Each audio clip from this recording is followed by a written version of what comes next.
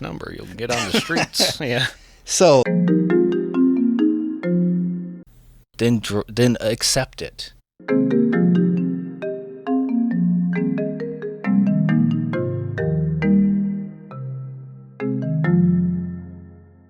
you make a killing. Selling bottles of water on the corner. Dude, some people do, and I bet you they do make a fucking killing. I don't doubt that at all. Yeah. Well, yeah, a pack of water, 32 of them is like $4 at Walmart. Yeah, dude. So you turn 4 into 32 if you just sell them for $1. Yeah. Fuck yeah, keep it going. Good margins on water. At a busy intersection with an extra long stoplight. You gotta fucking fight the crackheads though. To like, fentanyl leaners are out there just fucking trying to scare everybody off. Nobody wants to roll their windows down to pay you. Gotta flush them out. Until they use, then they're just down for the count, you know. Yeah, push them into a bush. I can't believe they can stand up like that. It's it's a phenomena, for sure. Dude, the guy who used to own the restaurant I worked at, he started as like a hot dog salesman. Really? Mm-hmm. That's what he built his whole like. Worked his way up. Yeah, from selling hot dogs. So, and he was still all about it. And whenever there was anything happening in town, like, we got to get out there. Hot dogs and pretzels. Got to do it. He would just like... The restaurant would do this? No. This was a side thing. He just still had his hot dog carts. So he'd hire a fucking nervous 15-year-old kid, dump him in the middle of the ghetto. See ya. See you in a couple hours. Good luck. Yeah. I mean, it's fucking making hot dogs, like I said. Yeah. It's not a whole lot to do there. Yep. Those ones, like, they run them in, like, Home Depot parking lots and shit. Yeah. Those ones are good, dude. Those are quality dogs. Yeah, those guys have been doing that forever. Since I was a kid, I remember going there. I'd be excited to go to Home Depot because you knew you were getting a hot dog. True, yeah. It is, like, the easiest food to sell, like, on the side of the road, because it's just, like, you cook it in a fucking vat, and you got, like, 50 dogs now. Yeah. What other food can you just condense? Potato salad. Ew, dude. Imagine just potato salad you're selling outside somewhere. It's fucking hotter than shit. Getting all weirdly discolored from the mayo and the top layer's fucking brown. Don't worry, we just mix it in. It could just be, this is the idea. It's just only salads is the name, but none of it's actually salad. It's back to the American salads, which is just mayo mixed things. That's disgusting. I don't like any of the salads. I don't like pasta salad. I don't like potato salad. I don't eat any of that shit.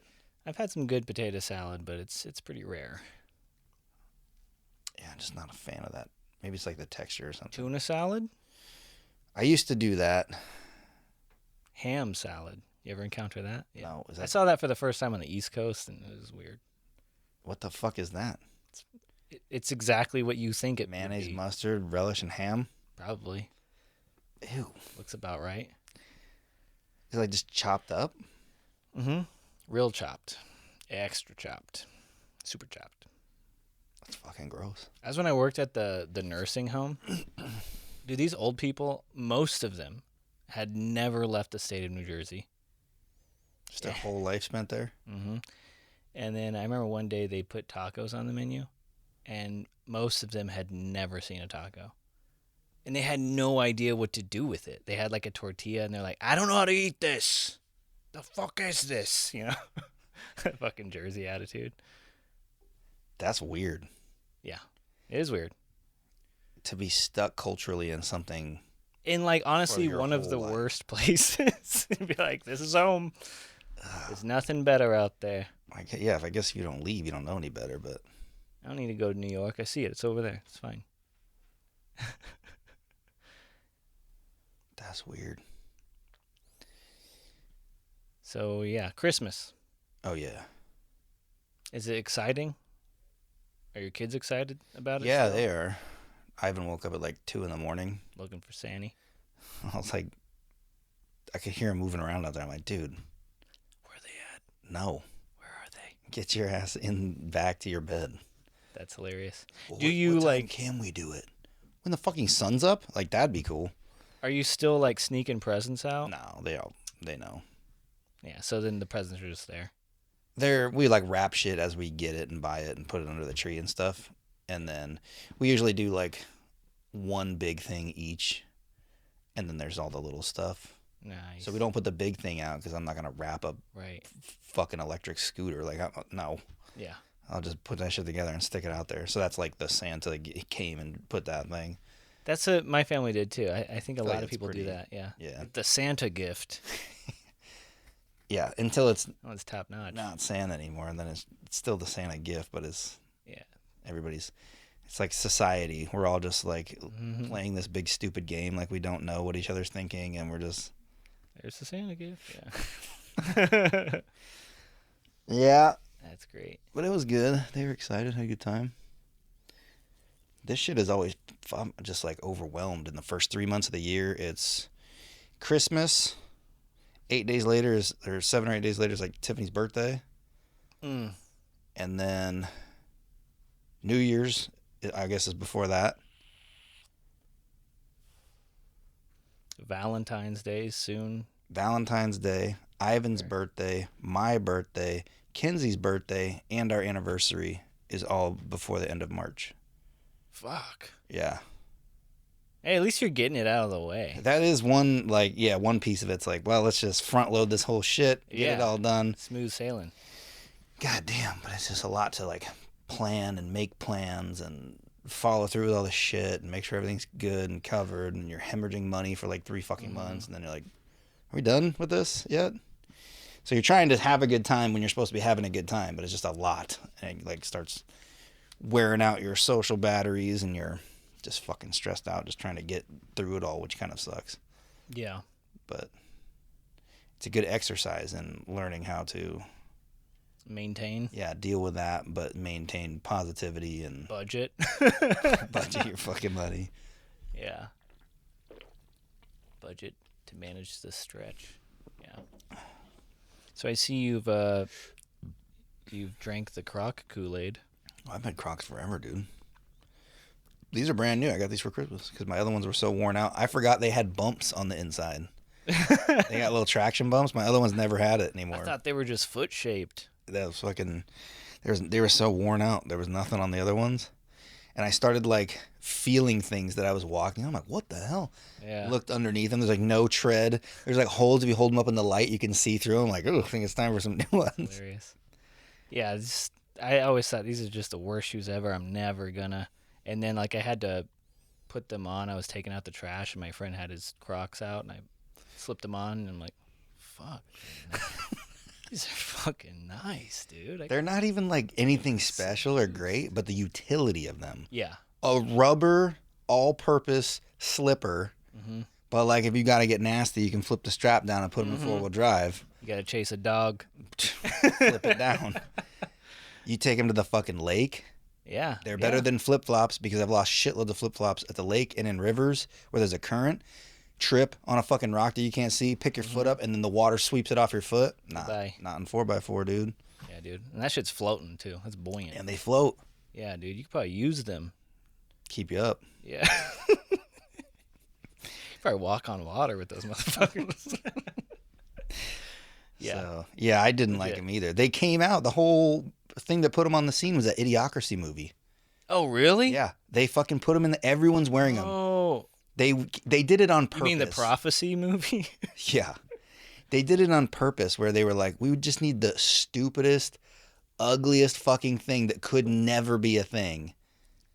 And then like 15 years after that movie came out, everyone wears them. Everybody has a pair. Oh, I think they were like originally made for nurses or something. I heard. Really? Because they're just like comfortable and super easy to clean. You can just spray them off or something. Yeah, get all the blood off of there. Yeah, you know, nurses are just treading through blood all the time. Yeah, cutting umbilical cords with their teeth. Yeah. Like Tom Green. Oh my God. Dude, I feel like very few people have seen that. Wait, is that Road Trip or is that Freddy Got Fingered? I don't know which one it is. Just the like title. The same movie. Just the title of that movie. That is not flying at any other time. There's so many movies like that. Freddy Got Fingered. Like what? Like they came out in like the 90s or early 2000s, that the shit that they say or the plot of the movie. Like Not Another Teen Movie. fucking American Pie, Mm-hmm. Road Trip, Euro Trip, all these things, Any dude. trips. Yeah. That was a weird wave when like Scary Movie came out as like a parody of other movies, and then there was a whole wave of like movie parodying movies. Yeah. Tropic Thunder. Oh, dude, yeah. That one's not that old What either. was the But porn that was star like right one? before. Zach and Miri make a porno or some shit like that. All Yeah. those Seth Rogen movies. Yeah. That was very edgy, very pushing the boundary. What's his name did fucking blackface? Yeah, dude. He was on Joe Rogan talking about that. Uh-huh. He's like, dude, that would never. He's like, I had to call my family and like pre-warn them when I made it. Like, Yeah. if you go see my movie, you need to understand the satire involved behind this whole thing because I don't feel good about doing this. I did not realize it was him until I saw the movie. Like in the trailers and stuff, I was like, I didn't place that was, what the fuck's his name? Something Jr., Gooding Jr., not Robert Downey Jr. Robert Downs. No, Don't I'm be sorry. fucking insensitive. Sorry. Jess just showed me this YouTube video of like some like high school kid saying like, yeah, like my girlfriend has like PTSD, which is like a post-traumatic Down syndrome or something like that. I'm just like, what the fuck, dude? PTDS. Did I ever tell you about the fucking time when we went to Fry's and Tiffany was like, hey, like there's this same guy here all the time. He always looks at me. And I'm like, oh, like point him out. I'm thinking employee. I'm like, fucking point him out. Like, who is it? I'll just go ask him. Yeah. And she's like, yeah, I don't know. I was like, oh, yeah. Like, okay, like to the left, over by the apples. And I look over there and I'm like looking. And the only thing I see that's a little out of place or would catch your attention is a fucking probably 20-year-old dude with Down syndrome. And I look at her and I'm like, that guy right there? She's like, yeah. He's a great. It's the same one looking at me all the time. I'm like, you realize fucking people with Down syndrome all have the same physical features, right? Like the large neck and the facial she's structure. Like, no. I'm like, he has fucking Down syndrome. She's like just appalled at herself, dude. Like, are you fucking kidding me? Wowzers. I lost it, dude. Like, you didn't know that. Have you ever had a moment like that though, where you're like, oh, fuck this guy, and then you realize, oh. I'm sure I have. I try to, lately, in the last few years, I've tried to like just not go down that road because it's like, one, what are you going to get out of it? But two, it's like, I don't want to be embarrassed that I had one of those. Like, fuck is this guy looking at? Yeah. Oh shit, he's blind. Oh god. Those fucking videos that guy does where he's eating the ice cream and he's just staring yeah. at people and they're like, what the fuck? It's dude, hilarious like, how him well and that tried works. to push him like over a fucking like a handrail, and he like freaks out and flips his fucking walking stick thing out, and they're like, "Oh my god!" Jeez, dude. So I'm working at the restaurant. This crazy owner, you know, he to his credit, he knows that he doesn't really know how to socialize or like converse on a social level. So was always my role when he needed me to like communicate with somebody. So we're like doing a farmer's market. There's like hundreds of people there. They tag you in like this is a Jeremy activity. Yeah, he's like, I need you to talk to somebody. So farmer's market, hundreds of people there. We have outdoor seating. Anybody can sit there. But there's this one guy sitting there that's just like bothering this guy. He's like, hey man, I need you to go just ask this guy to just like move. And I'm like, okay, why? He's like, he just looks kind of fucking, something's wrong with this guy. Like, and I just don't like the look, you know, we just got to get him out of here. You know, can you just ask him to leave? So I'm like, I guess, like,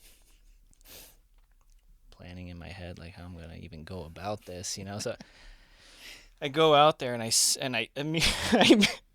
immediately see the guy. I'm like, oh, this guy is kind of crazy looking. But I mean, like, just unfortunate, you know? It's not like his fault or anything. And I hate myself. I go up there and I'm like, excuse me, sir, I'm really sorry about this. This seating's actually for customers only. And he looks up at me. He's got his fucking decked out Vietnam vet hat on. Oh no. He's perfectly kind. He's like, I'm so sorry. I'm just waiting for my son. And I'm like, I hate myself. But I had to ask this guy to leave, and he put up no fight at all. He's like, "Sure, I know the way I look." No, he didn't say that, Oh, but I was that like, he what? didn't say that, but that was the vibe. Is Fucking like read your mind? because he just did have like I'm not trying to be offensive here. I'm just describing the fellow. Okay, he had real buggy eyes, like a constantly open mouth with the like the teeth kind of crazy looking. His hair's Yeah. just gone mad, like because his hair looks like it was in Vietnam. You know what I Might mean? have Like got a it little just touch of the Agent Orange or something. something Asian something. But that was fucked up. Well,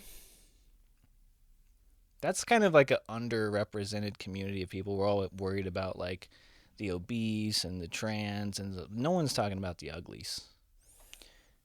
Some people are perfectly fine and they just look crazy, and it's nobody's fault. And we just go, yeah, well, we don't talk about those folks. yeah, that's a weird deal. I felt really bad for this guy. I did a solar install for. He called me, and I could tell you deal with a lot of fucking people over the phone when you have like a commodity based business where you have to interact with the customer.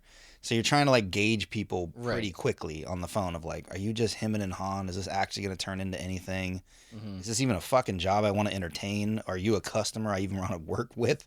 You know, there's a lot of things. And it was like a 30-minute phone call going around and around. I'm like, oh my God, this seems like a nightmare. Mm-hmm. Um, Gave him some advice for some stuff. He had already had a system put on. It was not performing the way he wanted to by someone else. Mm-hmm. And was just kept calling places to like, this shit is not working correctly. Like, I need somebody to look at it that knows the fuck they're doing. I've already done this like twice with other people and spent thousands of dollars and all this shit. So I'm like, all right, man, I'll just bring it out. I'll help diagnose it, whatever. We'll figure it out. And he gets here and immediately I'm like, oh, fuck. I've never seen someone that had a traumatic brain injury so fucking bad that it changed their eyeballs. Describe. I can't describe it. There's Really? like an emptiness when you look at it. Wow. Like if somebody's staring off and you're just like, holy shit. Or when people get put to sleep, like rear naked, choked out, and you watch the focus of the pupil just kind of like Yeah. just dissipate a little bit and you're like, oh shit, something just happened. Yeah. He had that look the whole time. Just looking through you. Yeah. Like you weren't really there. You were just having a conversation. It was very, very odd. And Yeah. immediately, as soon as I started talking to him and looked at him like eye to eye, it was like, oh, something's fucking not right. And he came out like just immediately. It was like, hey, dude, like I know I'm going to ask you things way more times than I should. And he's like, I'm fucked up. Like I've been fucked up for 30 years. When he was like 20, he went in the military and he got blown up. Jesus. And now he was like 50 something and trying to retire and knows that he can't assimilate well to like normal people lifestyle. So he bought this massive truck and put one of those huge like cab over campers that sit on it. Uh-huh. So he had this thing like custom built just for him to live by himself like in the woods and not have to interface with society. And it just sucked, dude, because there was so much little shit that could have optimized this to make it way better for someone who can't remember things Yeah. in the system. Somebody set it up to where every time he turned his generator on, he had to go manipulate breakers in his breaker panel to make it work correctly. Oh, Jesus. And I'm like, dude. So he's describing these problems, and I'm trying to help him understand how the equipment works, but he's physically incapable of just understanding it. Yeah. It's not like, You're just constantly losing the thread. yeah. He'd be like, oh, okay. So that's voltage? No, amperage. It's like, fuck, dude, I can't explain it enough time. I'd have to like live with you, and like every time you were going to use it, amperage, That's not me. voltage. That's me in math class. By the way. I'm like, no, I get it.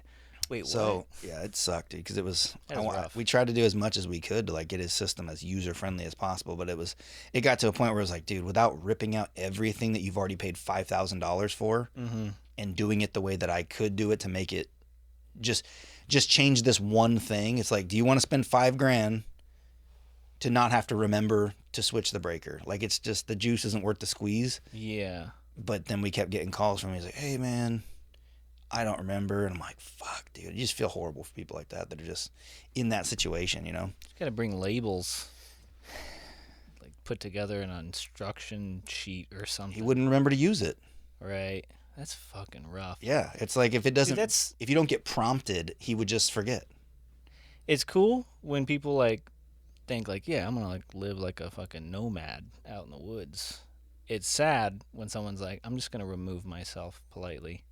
Yeah, Like when that's you kind feel of what like it sounds like this guy's doing. That's fucked up. yeah, because he apologized like several times. I'm like, dude, you can stop apologizing. It's you're not doing it. You just can't control it. That's like somebody apologizing every time they blurt out a cuss word that has Tourette's. I don't expect explain it to me so I know you're not just fucking freaking out on me, and then I'm good. I got it. Yeah. And then like everybody else in the grocery store, fuck them. They'll figure it out. Who Right. cares? Yeah. Yeah. And so it's just hard. It was hard to like see him like that. And he like literally, dude, we were working on his shit for a few hours, just trying to get the lay of the land and fix things the best we could to optimize what he had going on. And he just like pulled out a camping chair and just sat there, and it was just like if there was a fly on the wall that didn't move, but he was gonna make it a point to not ever not look at it. And he sat in the yard like that, just Damn. you'd ask him a question, he would like, huh? Like come out of it like, holy fuck, dude. You think in his head he's just like, it's like, oh, it's so fucked up. It's a scene of fucking Black Hawk Down as it's Yeah. replaying. I don't know, dude. I felt really fucking bad for this guy though. That is fucked. But yeah, his eyeballs were like they changed colors, dude. Like they were. I'd never seen anything like that, unless he just had weird eyes from birth, and that happened to him. But I can't imagine those things didn't correlate. Wow. It was strange. I'd never seen anything like that. I remember having a customer who I look up and it looks like half his face is melting off. Like obviously there's some sort of like birth defect or deformity going on, but it's like it so catches me off guard for the second, right? We're like, oh, because immediately my mind's going, what happened? You know, but I'm like, I'm not gonna fucking ask, Yeah, but like, not my business. I'm just gonna pretend like you're just every other person I've seen today. How's your day going? That's totally normal, you know. But it's like, it's a weird situation when you encounter someone like that because, for me, I'm like, I don't know how to navigate it, like, because I'm insatiably curious, and I don't mean any offense, but I want to know what's going on. But Yeah. also, I don't want to be rude if that's rude. But also, I don't know if that's rude. You know Right. what I mean? It's just like, And that's probably very individualistic. Like somebody might Sure, might yeah. be really insecure about it, and other people are just like, nah, dude, just ask. yeah, I don't give a totally. shit. Yeah, and you never know. So it's just better to just be like, you're just like everyone I else. didn't even notice half your face was gone. Oh, that? Oh. Oh. No, now that you mention it. Yeah. I guess in the lighting. So fucked up. So, yeah, my Christmas was kind of awkward. Dude, a big part of the reason why, honestly, like, I moved to Jersey was because I get so, like, anxious about the weird pressures I put on myself to be involved with the family. Yeah. Because they've all, like, consistently remained involved with one another on the east side, right? I grew up on the west side. When I was living with my dad, he never wanted to fucking do a family function, so we rarely did it. And so because of that, over time, like, then you show up and it's like they all kind of, like, are familiar with one another in a way that, like, I'm just like, oh, I don't...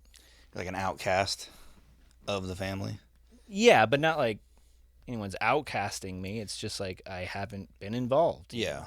And then I kind of just kept that trend going. So now whenever I get back, it's just like super awkward. What's the layout here? Like, what did you do for Christmas? I went to my grandmother's house. It's my dad's mom. And she has 3 children. So it's like my 2 aunts and 2 cousins were there.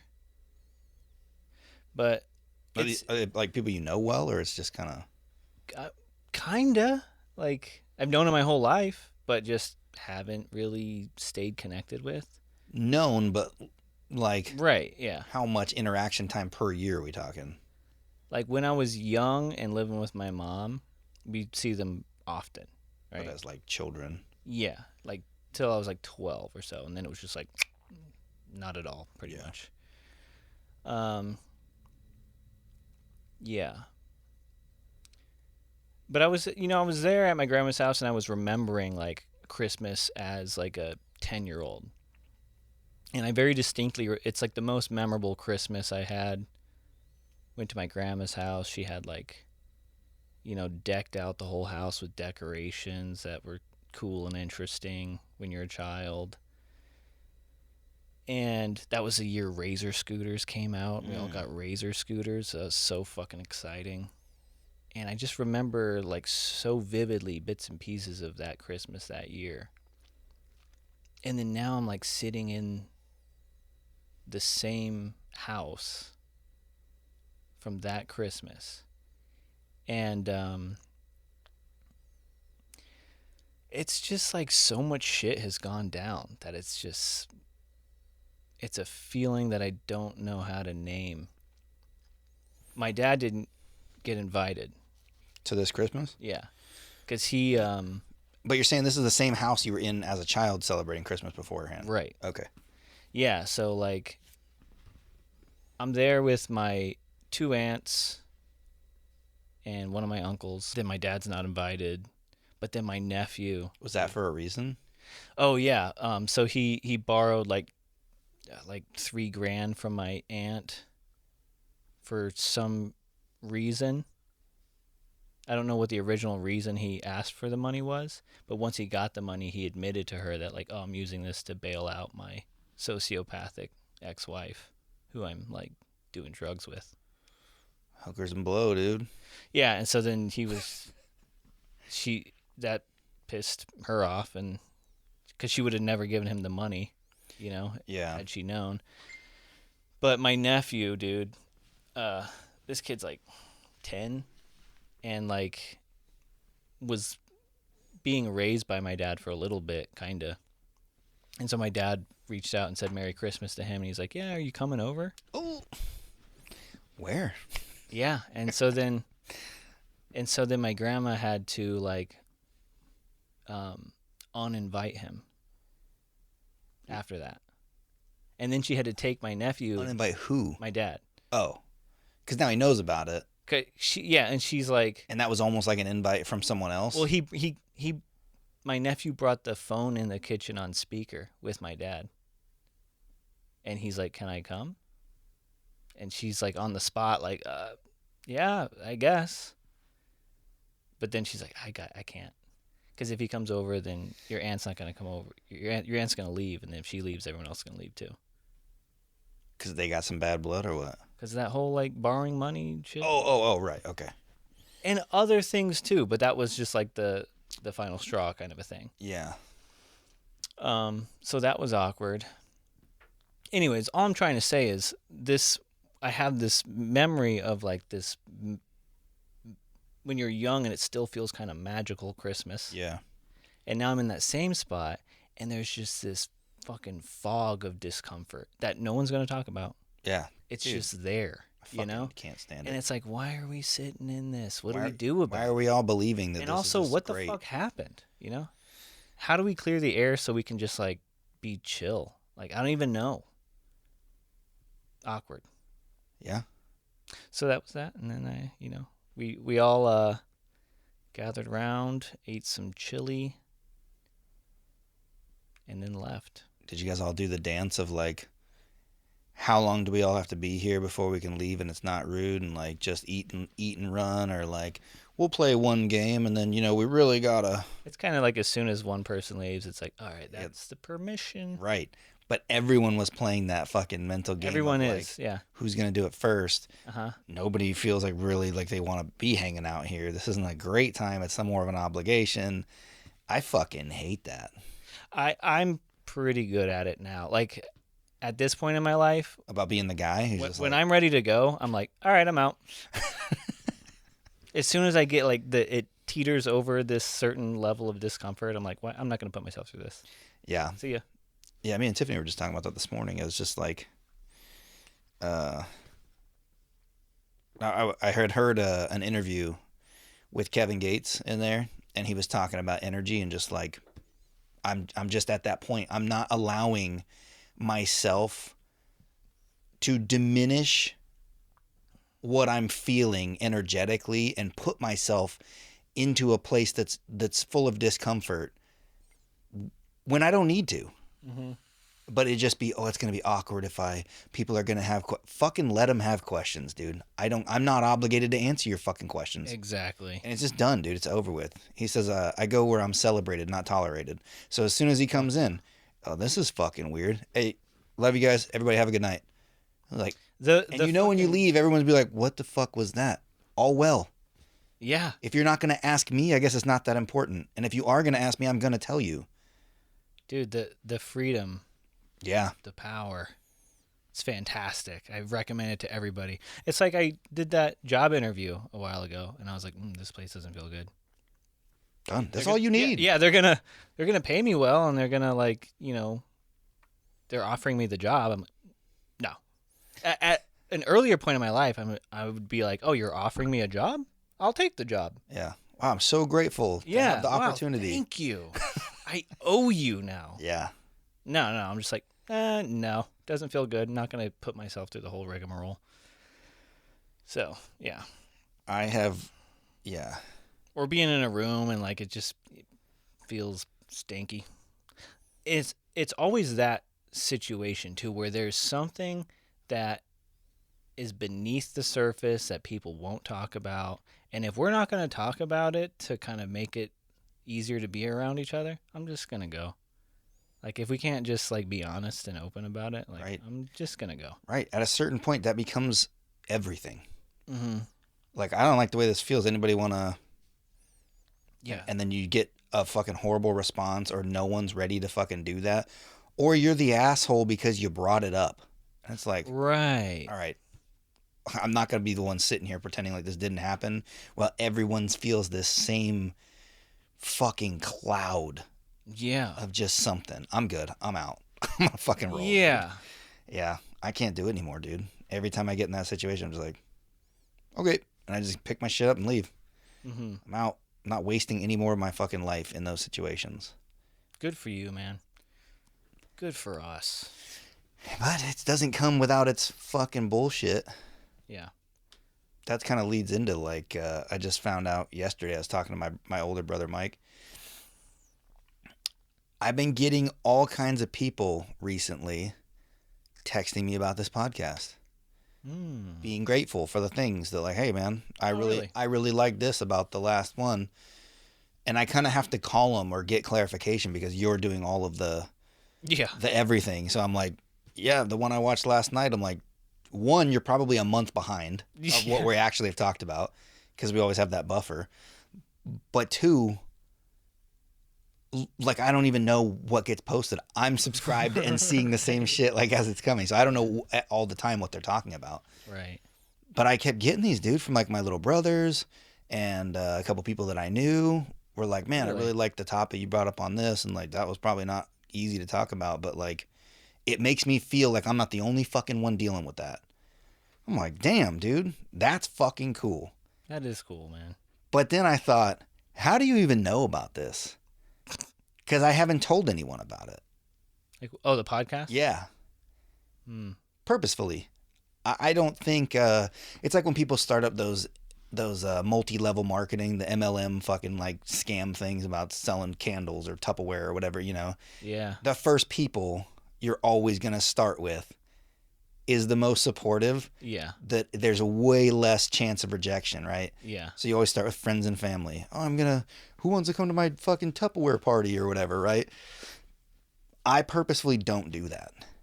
Because if that's what you need to get going, the thing you're trying is going to fail. You're just prolonging that. You're prolonging the inevitable. If you can't grow organically without having to get this fake support from people that otherwise just would not. Yeah.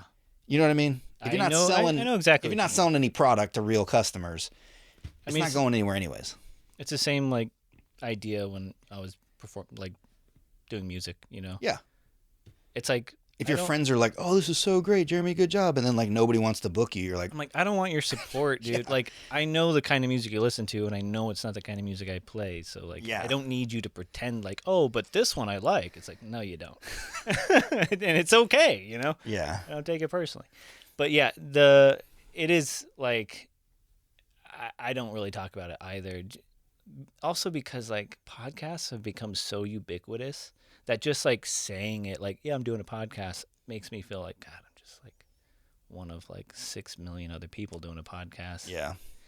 So, I like that it just kind of slowly builds on YouTube for the audience who's looking for that thing. I'm not just going to like peddle it to people for, especially because of, like the people who might ask about it, like I actually probably don't even want them to like watch it. Well, that's what's so weird about this too is like when you even tell someone, "Oh yeah, I do like a podcast thing on the side," and mess around with that a little bit, and like, "Oh, what's it about?" I'm like, "Oh fuck," like it's not really about any one thing, Right. and it's also It's about life, bro. it's also about a thing Mm-hmm. that is not a lot of people are doing it. You know what I mean? The self-growth, the self-questioning, trying to figure yourself out to be better for the people around you, for your kids, for your spouse, for whoever, right? Mm-hmm. All of that shit and just overall be a better person takes so much introspective work Mm-hmm. that most people don't even want to do yet. Yeah. Or they haven't even thought they needed to do it because they're so wrapped up in life's shit and Yeah. everything else and their job and the growth and Valid. everything, right? Right. So it's like you're taking, and as a business mindset, that's a horrible product. Yeah. But someone's got to fill the niche. Yeah. And there's people doing it that have already reached high levels of success doing it. But like outside of that, it's hard to explain to people. And then the chance that you're explaining it to someone that's going to give a shit is very low. Right. But I did think it was cool to hear it. Where I was like, man, being a little bit vulnerable for viewers or whoever can have an impact, even if that's just the people around you immediately. Like that might grow into something or then change them to a certain degree where now their circle is impacted by that growth. Definitely. And that has to, cascade. The ripple effect goes all the way across the lake at some point. Right. But I did get curious of like, it was like over a week. Multiple people, and I'm like, what the fuck happened? What changed? Well, Housefly cameo. Dude, he's been zipping me the whole time. He's trying to fucking photobomb. So I was curious. So I called my brother yesterday when he texted me something about one of the episodes and said that he enjoyed it and a specific topic that he was talking about. But then I was like, how I wanted to know. So then it revealed that the whole blow up with my mom. Mm. She was appalled at whatever it was that I said. And she promoted you. And then went and told the entire family to go watch this specific episode where I talk shit about people in the family. And then everybody's like, yeah, he's kind of got a point. That's what they fucking Right. did, dude. Yeah. That was the message that I received back. I'm like, well, dude, honest feedback. I want to know, what do you think I made things up that weren't true? Right. Like, I'd love to set the record straight, but she doesn't want to talk. She told me to talk to my siblings about it. So Yeah. it kind of leaves me with nothing to go off of but what I already know. So if you're not happy with that, if you don't want to write your story, someone's going to write it for you. Mm-hmm. But yeah, that was the message that I got back is like, yeah, the consensus of the family was like, yeah, he's not like too far off. Yeah. And she got fucking pissed about that apparently. Jesus. But That's hilarious. it is somewhat funny. It's kind of funny. How come no one agrees with me? And it was also funny to hear the light in which it was presented to them. He's just airing out everybody's dirty laundry about this and that, and like I'm telling my experience. It's like an about the episode shit that I did. This is Jerry Springer up in here, dude. It's fucking weird, dude. But Wow. yeah, she told everybody. When I had asked her to come on, she said, "Have we put anything out yet?" Because she'd like to listen to it before committing to being on. And then when she saw it, she wanted nothing to do with coming on.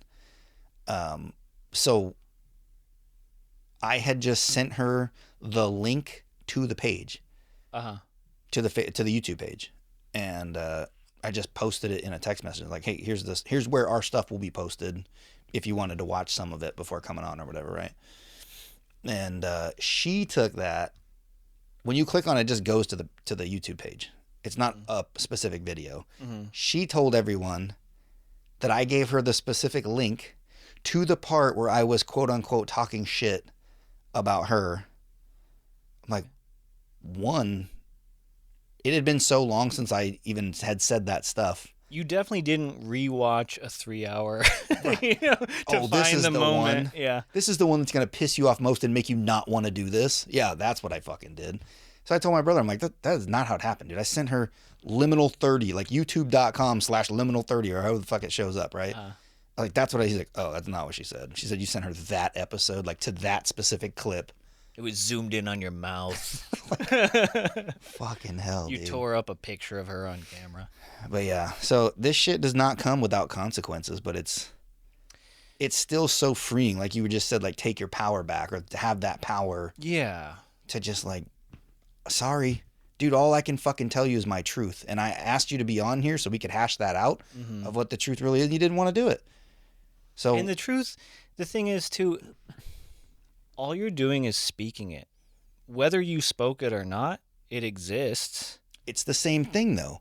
Everybody in my family knows it. They all know Right. these things, but it's not that bad. But that doesn't make it go away. It's fucking, dude. You know? Well, I think that in reference to like the last conversation we had, is kind of a generational thing.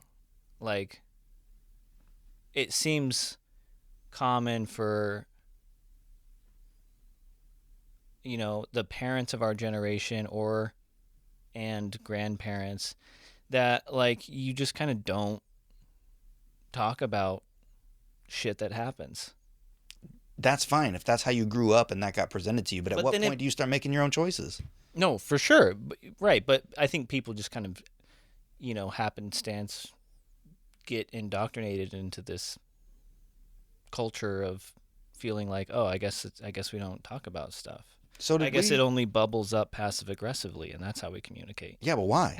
Right, exactly. Like we got the same thing. I know you hit a certain age where it just like dawns on you, like, oh wait, I don't have to do that, But it's like it's weird how long it takes to kind of make that connection.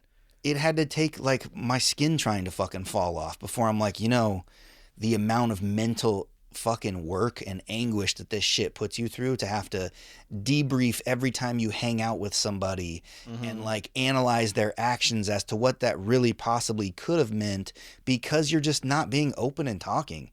Right. Yeah. We had this conversation, I think maybe yesterday or the day before. I'm like, can you fucking imagine an existence where no one could lie? What would that look like, dude? Like if you really think that down, dude, it's gonna take some fucking effort. There's a They couldn't mislead you on television or the radio or the news. They couldn't lie about where government spending is going. You just knew the truth. Yeah. You could say something and in that time you see my face shift, but then I give you an answer that is probably not what that meant. Body language didn't match. The energy didn't match the communication. Why is that? Now you're stuck in that, like, let me fucking super analyze this. And then, am I the crazy one for seeing that but hearing this? Let me ask other people. And now you're running it through this whole fucking thing to try to validate your experience. And it's all based on bullshit that somebody just wanted to say something to not deal with something else. Yep. What if that was not possible, dude? There's a really great movie called The Invention of Lying. It's a Ricky Gervais movie. It's like a British white guy. Yeah. What? Yeah. I know you're Come talking. on now. Come on. But what's interesting in that concept too is like, not only is there not lying, but there's not hyperbole. So there's not like exaggeration. There's not like entertainment. Yeah. So like the television in this world is just like recounting historical events. Like someone's reading it on a Super screen. dry. There's not even there's no like animation or anything. It's just like, here's what happened, and that's what happened. But it ends up being about like, because Ricky Gervais is like a pretty open atheist, so it ends up being about like, this is an idea of how religion could have come to be, because he's like the first person who like realizes you could just lie. Oh. And as his mom's dying, she's like, "Oh, what's gonna happen? I'm just gonna go to the blackness." He's like, "No, you're gonna go to a mansion. You're gonna get a mansion." She's like, "Oh, I am?" As she's dying, she's like, "Yeah, everybody gets a mansion when they die." and then it just spins out of control. You know, everybody's like, "Oh my god, does it?" Because there's no lying. It's funny when he's trying to explain what he did. He's like, "Have you ever told something that's not?" And they're like, "What do you mean?" You know, you told something, you say something, but it isn't.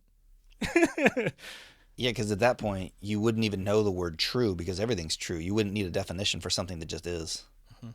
But and it's funny too because just like it does a interesting and comedic job of unpacking exactly what you're saying because it's like yes there would be like a lot of benefits to having that level of transparency but one of the opening scenes is like he goes to pick up a girl for a date and he knocks on the door. She's like, just a minute. And when she finally comes to the door, she's like, sorry, I was masturbating. Oh, you're uglier than I thought you'd be. You know, it's just like, Jesus oh Christ. god, that's a lot. Like right away, you Yeah. know. So it's like there is, you know, not a necessity in lying, but you know, just as like the truth is very nuanced, obviously so is lying, and there's a difference between like, you know, straight up lying or like politely withholding information that isn't necessary for the Yeah. immediate Like you didn't need to circumstances. say he's ugly. You Exactly. could have said nothing. And this is where it pisses me off where people are like, oh, people get mad just because I'm like honest. You know, I'm just being honest. And it's like, no, you're like being tactless. Yeah. You're just like, you're using honesty in unnecessary ways just to like be an asshole. Right. And then probably not using it when you should. Anybody could pick out a bunch of flaws about somebody and just dump it on them. Sorry, I'm just being honest. Yeah, but why? Like Yeah, it wasn't exactly. necessary. Ridiculous. Yeah. On that note, like you were talking about just like, you know, being vulnerable, seeing what happens about the channel. So what is now on our YouTube page that you don't know about? Because I was like thinking about that, and we had talked about it before. I'm like, you know, I feel like I could have something to offer people who are in my position or in the position I was in as an artist, like following that, it not really coming to fruition, and then now what? You know what I mean? I think I might have just saw this get posted. Probably. I only posted a couple days ago, but it's like so now I'm just gonna do a series because I haven't seen anything out there. Everything is like fucking inspiration dump, fucking. You gotta get up, get motivated. It's like, no, you don't. Like, Yeah. Or you could know the truth. you can just like chill. You can just like accept things for what they are, and like, and that can be enough, and that can be okay. Like, you don't. It's not like you're famous or you failed. You know what I mean? Yeah. Like that's so. I feel like that's the feeling out there, especially for artists. It's like you either can support yourself financially through your art or you have failed. And you failed because you're not disciplined enough or you're not good enough. And it's like none of that is true. Yeah. It's true some of the time, but like for the vast majority of the time, you think about the people who make it, you know, and what percentage of people that is. The 1% of the 1%. Yeah, it's like and then I think about my own experience of meeting people who are like fucking insanely talented. More talented than like people you see selling out theaters, but they don't get there. Yeah. And it has nothing to do with their talent. No, it's you know? all circumstantial. Who you know, how did it go? Yeah. I think a lot of people get hung up on the and. Everything is or excuse me. Mm-hmm. Everything is or. Life is or. I either did it or I didn't. Right. I'm either successful or I'm not. Right. Black and white. Dude, life is not fucking or. Life is and. Yeah. I did this and I got this. I did this and this happened. Yeah. That's the fucking reality. You can build this thing up, like have these crazy metrics of if I don't hit here, everything was for nothing. Are you fucking crazy? Right. You know how many things you learned from this point to this point only to fail and not make it to the furthest point that you see? And that's exactly what I'm like trying to unpack now with this whole. It's just a little side series on here of like, you know, if you're an artist and you like invested your whole life into that pursuit and it didn't pan out how you thought it was going to. How you thought it was going to. That's Yeah. the disease. Well, and part of that is like how I thought it was going to. That thought originated as a 14-year-old. You know, I was like 14 playing guitar in my bedroom, like, oh, what if I could do this? That'll be cool if I could make that happen. It's like that plan needed some revision. But at some point, it went from that would be cool to That I'm a was, fucking loser if this doesn't work out. yeah, sure, yeah. How did that switch? You know what I mean? It's just natural over time. You have that goal, but then we start staking so much on that goal that it's like, And that comes from other people too, because like, as a, you know, as I'm like trying to like pursue a musical career, every once in a while I have a Christmas. I bump into the family. They say, "What are you up to?" I say, "I'm pursuing music," and they're like, "Oh, like, cool, good luck with that," you know. And it just makes you go, "Fuck you, dude!" Like you start to get like fueled by spite, and that can like really work against you. and I think that's when you redefine your metrics of success. Right? Yeah. Well, what You would need to that be what, seen. yeah, what would that person expect me to get to before they were like, "Holy shit, dude. Congratulations, you made it." And you don't even know if that's possible. You don't know. Yeah. And it's probably not. Right. Because as soon as you pass that point, they'll hate you for the success and the super easy life you have now and oh, you're so popular and so rich and so this and so that. Mm-hmm. Okay, dude. You were not going to ever make anybody happy. The truest ones you're ever going to have are the ones that like, you're doing music too. That's really cool. I hope you love that. I hope it like pans out for you. Right. Yeah. That's all anybody fucking needs.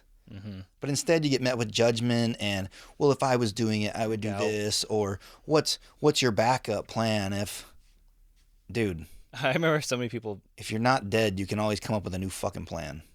I had a few people tell me like, "What kind of music you do?" And it's so hard to figure it out, but I was like, I don't know, like a alt rock thing. They're like, "You should be doing country western." I'm like, what? Completely miss the concept of self-expression. Right. And Yeah. just go straight to this is making money, and then Yeah, what's you should in be right doing now that. is this. Yeah. Why aren't you doing that? Yeah. Right away, I'm like, there's no way I can communicate. Like, No. And then not even realizing that the thing that they're saying is popular now was only made popular by a guy who went against the grain and was like, I like this, and it's not popular now. right? If I was But gonna this do is my expression. And then it turned into something more people liked. exactly. But if no one did that, if everybody was just like, oh, Taylor Swift, that's what's selling. Oh, everybody just sound like Taylor Swift. No one would listen to the fucking radio anymore. Just abandon all sense of self and do whatever's. Fucking What's a self? But yeah, you know, that it's a message that I feel like deserves to be out there. I have no idea how well it's gonna go, but I want to not be crushing dreams. I want it to be like, hey, like if you pursue it, like you should. And if I could do it over again, I would. And because there's all these things that you get from it. But also, if you don't end up where you hoped you'd be, like that's okay, you know. So, I already had a few comments of people like being really appreciative about it, and I was like, oh, cool. Like I'm glad like so that mattered to somebody. Like because I is just this on your channel? I put it on both actually. Oh, okay. I'm just glad that I just want to put something out there that's just not another fucking motivational Yeah. fucking garbage. I mean, I appreciate a lot of like the motivational things I've seen, but it is overflooded, and it's getting annoying. And motivation's kind of bullshit. A lot It's of so it's bullshit. temporary. And a lot of these people who are motivating from a position Of authority. Like, I've already done it. So, like, look. not yes that they've already done it, but also like you don't know how they got there, how easy it could have been for them, how fewer obstacles they might have had. Yeah, just circumstantial I'm not differences. saying everybody, because some people obviously go through shit to get, and that's cool. But like a lot of these people, I think these influencers, I think they just walked into a situation and just, I'm gonna start recording myself as though I just woke up. Yeah, I'm sure there's a lot of that. Well, and you get so much more respect when your life is fucking really just a shit sandwich that you had to just keep powering through. Yeah. Like you got the people like Jelly Roll, who's getting so much love now from all the shit that he's been through, and then finally making it, and then just deciding to like start living life now. Mm-hmm. You could tell that his pursuit was the money, was the fame, was the bullshit, and it never worked out. Mm-hmm. And then as soon as he started making shit that was just like a rebirth of his fucking soul. I'm going to start caring for me, my kids, my spouse, these people around me, and I'm going to start making music about that. The connection of true self is the cataclysmic event that fucking blew up, and that Yeah. now everyone's like, wow, look at him, he struggled so much. Like, you didn't give a fuck about him when he was doing that. Yeah. But everybody cares now. Yeah, you know, and But with what I'm doing, I'm actively trying to not talk about myself, like, or my struggle, you know, whatever. I remember when I was like 19, I tried out for America's Got Talent, and they gave you like a fucking booklet of an application, and most of it, like, there were questions on there like, tell us about a traumatic experience from your life. I'm like, oh, right, because this is a television show. yeah, this is This has nothing to exploitation. do with the talent. Because I sat in a hotel lobby with some insanely talented people who didn't end up on the show. They didn't have good enough events that they wanted to share. And I actually got through the first audition process there. The first lady was like, dude, you're definitely going to be on this show. All you got to do is say you don't have a job. Say that you're homeless. And you're from Tonopah. Don't say Tonopah. No one knows what that is. Say Phoenix. Just say Phoenix. So you're from Phoenix. You don't have work. You know, it was just like they're coaching me of how to like milk my story for all it's worth and elaborate on it. And I'm like, I'm not doing any of that. Are you fucking serious? Yeah, dude, it's television. You know, what do you expect? It's fucking disgusting. But so now, like, and I never really watched that show to begin with, but now when, like, I see that show and I hear the sob stories, I go, probably not true. Yeah. Or at least embellished like a motherfucker. And so, like, I don't want to go down that road. Also, it's like you were saying earlier, like, you don't want support for support's sake, essentially. Yeah, if you don't like it, don't like it. Right. I don't want the story of, like, trauma to be the thing that's supported. Like, I'm expressing ideas. I want those ideas to be supported. Yeah. And if I was a musician, I would want my music to be what's supported, not the story of how I became. You know what I mean? I mean, it does add, though. I really get a lot of enjoyment out of looking up artists For sure. so that I can connect with the lyrics, with the songs way more.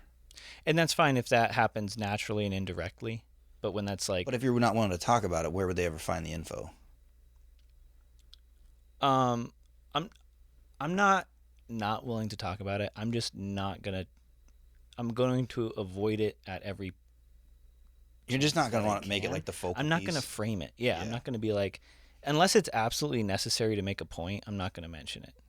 You know, because it's Yeah. just Like maybe if you got interviewed about a very specific song that was about something, it'd be Sure. like, oh, that was talking about sure you this. can talk about it. Yeah, but it's just like I'm not gonna immediately before playing that song. This song is about. You know, it's like Yeah. no, you can put it together. Yeah, I don't know.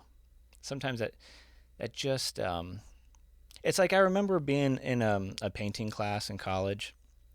In this, we would do a painting and then you do a critique at the end, where the whole class is telling you what they think about your fucking painting.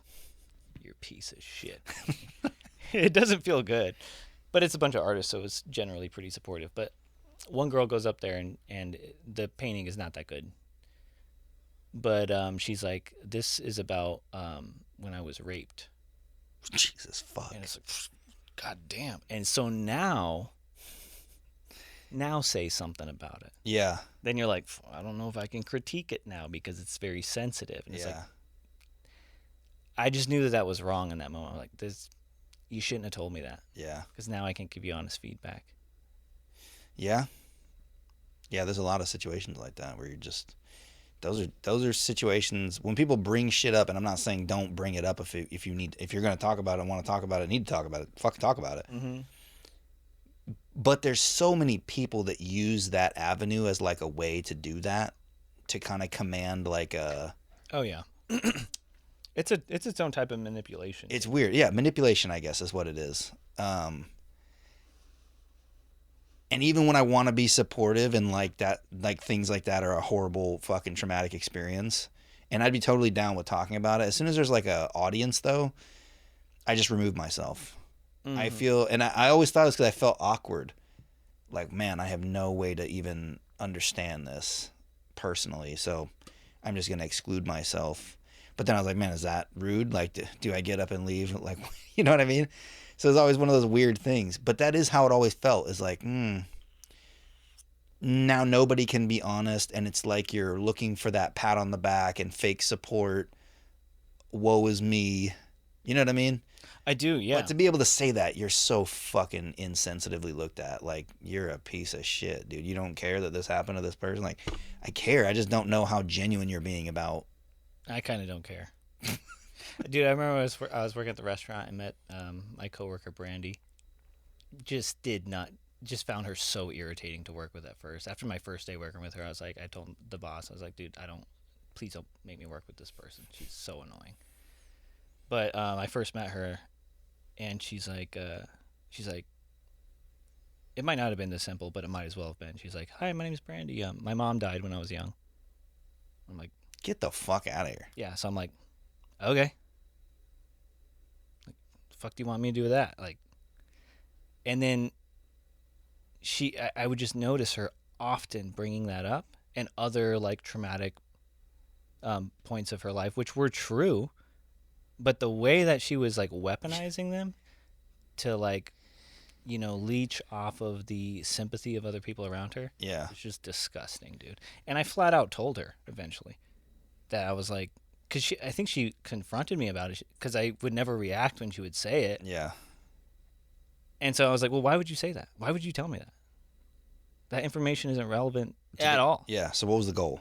So my only assumption is you're like trying to use that to get sympathy, because my sister who's in prison, that has always very clearly been her tactic, and Why would you say that to me? You're just trying to get sympathy. it's not her it's not her fault. Like, you use the tools that work when you're young, and you don't replace them until you find something that works better, or you just don't, you know. Yeah. And so I remember her talking to me one day. She's like, I'm just like you, Jeremy. Like, I'm just gonna like, we just go out there and we just make it work with whatever we got. Just like the other day, I was at a gas station. I was asking people for money. I'm like, what? That's not making it work, dude. That's just begging. But she would, you know, probably like in a cycle of a few months, she would cycle through these like friends of hers, and she would use these sob stories or get them to sympathize with her current situation, which she got herself into, to get their help, to have a place to live. Then she would steal from them, burn that bridge, and find a new friend. Until I remember one day she asked me to pick her up and take her somewhere. I'm like, where are you going? She's like, oh, I'm going to my friend. You remember this girl I was friends with in like fifth grade?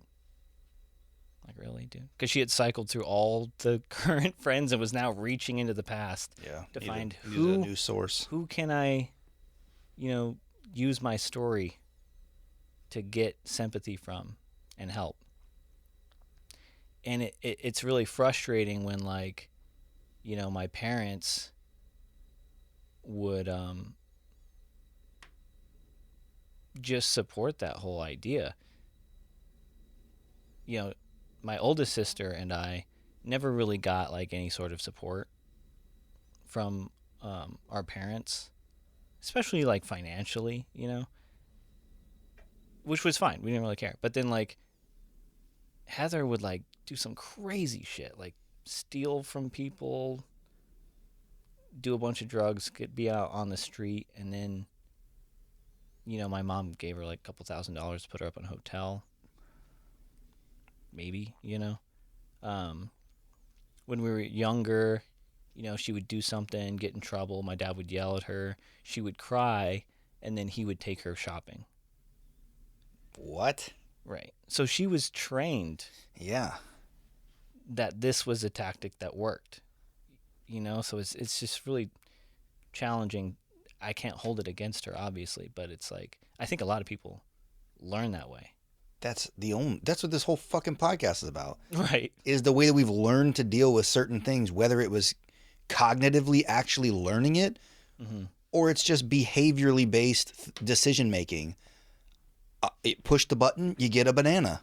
Right. Oh, I want a banana. Push the button. But it's such a twisted situation when someone has genuinely been through an extreme level of trauma, but then they choose to weaponize it. You know what I mean? To like as a tool of manipulation. Why is that weird? Because I do want to have sympathy for them, for the things that they've had to suffer through.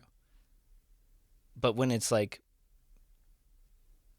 being pulled out of the back pocket like a fucking trump card, it's like, gross. Yeah. So it's just like a weird mix of conflicting feelings where I do feel sympathy and disgust at the same time. So it's like, Well, you're sympathetic to the thing that happened, right, yeah, but not the way they're choosing to use it. exactly. But it's just like a fucking fucked up cocktail of emotions that just Yeah, no, yeah. pisses me off. Yeah. Well, nobody likes being manipulated. That's where the pissed off part comes from. Yeah. If that just came up and they were like embarrassed about it, like, hey, I really don't like to talk about it, but Right. if you need to know because this is now weird, Mm-hmm. this happened to me, and I just just rather just not say anything. Like, oh shit, like I'm really sorry that happened to you, and that would be it if they're truly not looking for anything else. Mm-hmm. But a lot of times it breeds that victim mentality too, big time. And they get It's a more and strategy. more, yeah, and they get more and more comfortable using it, not realizing they're reinforcing this image of themselves as the victim, always. And if that worked in this arena, oh, this other thing that's like mildly uncomfortable happened to me, let me embellish it a little bit and be the victim. Uh-huh. And they just keep this fucking thing going their whole life. And it's like, are you like positioning yourself in such a way that you can constantly endure small bits of what would be seen as traumatic situations, so you can be like, sweet, another one to add to the belt. Even if you're not doing that consciously, Right. if Yeah. you're That's in what I that, mean. I don't think it would be that conscious. yeah, I don't either. But Not only that, but subconsciously now, you're making decisions that put you in the position to find those scenarios. right. So now you're that person that's like, no matter what I do in life, I just always get fucked. Well, and see, that was my sister. Like You're creating the circumstances to get yourself closer to situations in which you're going to get fucked over. my sister has gone through like every fucked up situation that happens to people, that you can think of. It seems like. And it's terrible. And it breaks my heart.